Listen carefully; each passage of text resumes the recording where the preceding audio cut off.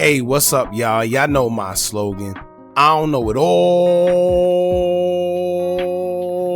but I know what I've been through. Now, before we get into this video, make sure you check us out on Patreon at www.patreon.com/Hookah Anonymous _. You guys been telling us to create one for the longest, so we recently created a community where we will upload videos that we can't share on YouTube due to their guidelines, but we'll also be dropping the latest to there first, behind the scenes information that you wouldn't find anywhere else on our socials. So make sure you become a member, and after you do that, head over to our official Instagram page at Hookah Anonymous _ and follow us there. Now without further ado, let's get into what you guys came here to see. Now, with May 6th approaching, where Lil Durk's fate when it comes to getting released from federal custody is determined, y'all know the feds wasn't just gonna give up that easy. It's now coming out that the feds have introduced more song lyrics by Lil Durk as evidence, where they believe he's referring to being involved in paying for bodies based off lyrics mentioned in songs, including the one called Rumors featuring Gucci Mane. On top of that, the feds are alleging that they have also obtained an unreleased song by Lil Durk by seizing it from his phone to use against him.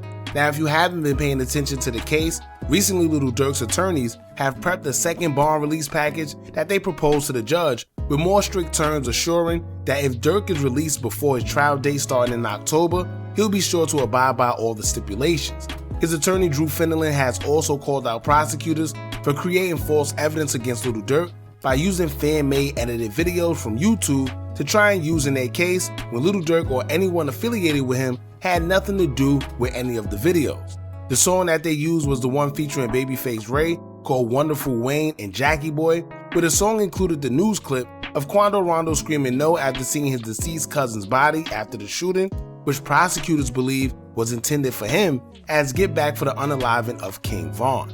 Members of OTF were arrested for the shooting, and they're believed to be hired by Lil Durk allegedly, which the feds believe Lil Durk used the news clip in the song as a way of trolling Quando Rondo back for his deceased cousin, Lil Pav. However, Durk's attorney Drew Fenelon will have the producer of the song, Just Vibes, admit that the song was recorded 7 months before the shooting even happened. Now before we continue, even though they said it'd been recorded, I wonder would they then use that same evidence and may correlate it with the Stephon Max shooting and maybe say that he was referring to that shooting instead and maybe a second indictment. I don't know. But anyway, according to Lil Durk's attorneys, due to the prosecutors making a careless mistake by using misleading evidence to convince a grand jury to indict him, they filed a motion for the M for hire charges to completely be dismissed. Durk's lawyer Drew Fenelon would speak, saying, quote, "A prosecutor who knowingly secures an indictment based upon false information or who allows a falsely obtained indictment to persist routes the grand jury from its central protective function." That is clearly what happened here. Now I told y'all before, the feds aren't just going to give up that easy. I told y'all that if they wanted to, other than the song with Babyface Ray, there's a bunch of songs they could find that whether Lil Durk is talking about Lil Pav or not, it references him paying for bodies or just body dropping period, and it could be used to paint him in a certain light. Now according to this motion, it looks like the government went digging for another song and also got an unreleased song according to the motion filed by them as new evidence. Now before we continue, I told y'all before that the feds are tricky. As you can see, the more you try to combat them, the more they'll keep bringing out new evidence upon other things that they have. Do I think that they're basing this whole indictment off of song lyrics and videos? Hell no. If y'all remember, they specifically said that they have a large volume of digital evidence, including 230 gigabytes of video and over 20,000 pages of reports.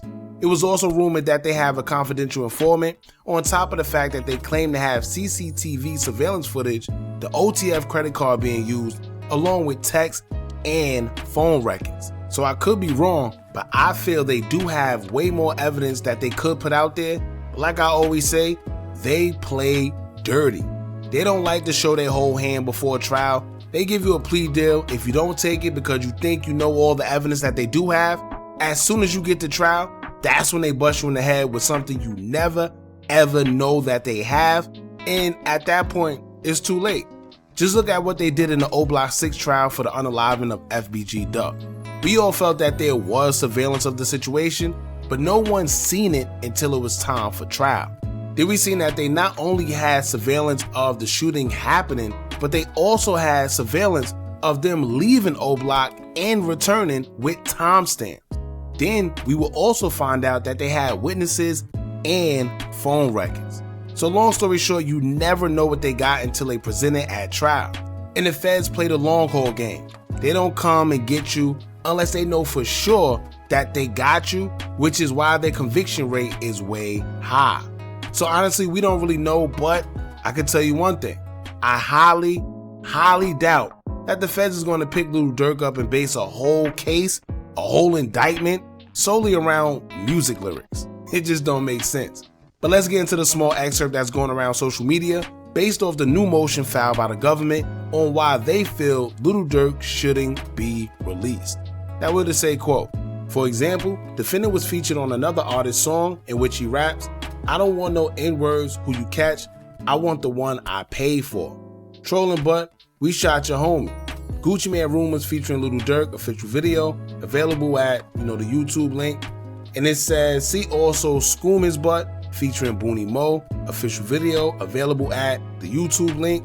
Poppin' Traffic, we in Cali, ride through Beverly Hills with choppers, dying to see the oppas, bounty hunter, he ready to crash that little B word, down to get her off.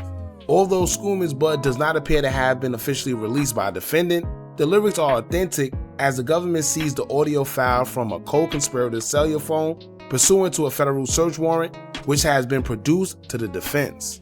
So what they're trying to do there is, even though Durk's attorney claimed the other video was fan-made in reference to trolling Quando Rondo, well now they're saying they have another song in which they know for sure this time wasn't fan-made and it still has correlation to Lil Durk trolling the death of Lil Pab in some way.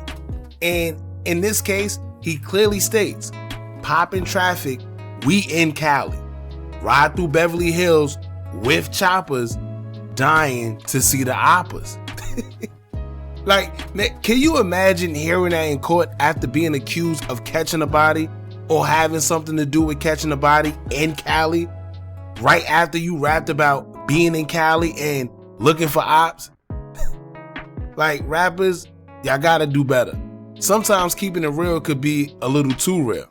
And also, that's a song that was previewed and clearly done after. And also, here's another thing you gotta pay attention to. That song wasn't officially released. So if y'all think them people ain't watching, ain't listening on social media, you better think again. So as you can see, they also used a federal search warrant to search one of the co-defendants' phones that had an unreleased song, which happens to be Schoom. And there's no telling what else they found or what else they used a federal search warrant for to get into. Whether it's IG accounts, iCloud accounts, phone records, text records, surveillance, hotels, whatever. The point I'm getting at is that you just never, ever know. Now on social media, a couple people responded to the motion of the government concerning Lil Durk, and most people are saying that the Gucci Mane song and Lil Durk's song was recorded way before the shooting. So they doubt any of the allegations made by the government is going to stick because from the looks of it, they don't have nothing. They will also highlight that the song they're referring to is literally called Rumors. So in their defense, that's exactly what the lyrics could be taken as, rumors. One social media user would say, quote, "Pab died in August, that song came out in February. And on what grounds do they have to steal his songs?